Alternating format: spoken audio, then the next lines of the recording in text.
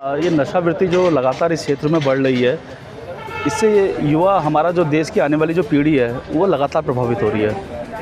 अब इस पे कैसे युवाओं को हम नशे से रोक सकते हैं, इस पे सरकार को भी सोचना पड़ेगा और हम लोगों को भी सोचना पड़ेगा और इसकी पहल हमें घर से करनी पड़ेगी। अभिभावकों को देखना पड़ेगा कि उनका बच्चा जो घर आता है, जब घर से जाता है और घर में आता है, वो किस हालत में घर के अंदर लौटता है। सबसे पहली जिम्मेदारी अभिभावकों की और उनके स्कूलों की होगी, विद्यालयों की होगी, क्योंकि वो अपने विद्यालय में जब बच्चा स्कूल में आता है पढ़ने, वो जब इंटरवल के वक्त या विद्यालय समाप्त होने के बाद जब घर को निकलता है, वो सीधा घर जाता है या कहाँ जाता है, इस पर नज़र रखनी पड़ेगी।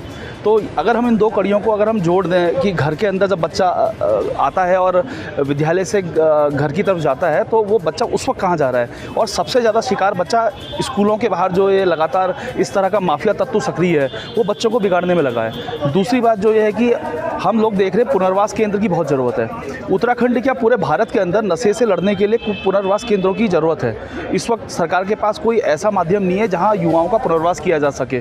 तो सरकार से ये मांग करते हैं कि कुछ अच्छे स्तर के पुनर्वास केंद्र खोले जाए, जहां उन बच्चों को जो नशावृत्ति के शिकार हैं उनको रखा जाए, उनको योगा की तरफ उनका ध्यान आकर्षित किया जाए, उनके शारीरिक व्यायाम, उनकी शिक्षा पर ध्यान दिया जाए। अगर हम मूलभूत ज़रूरत की तरफ जाएंगे तो निश्चित तौर पे हम नशावृत्ति को रोक सकेंगे।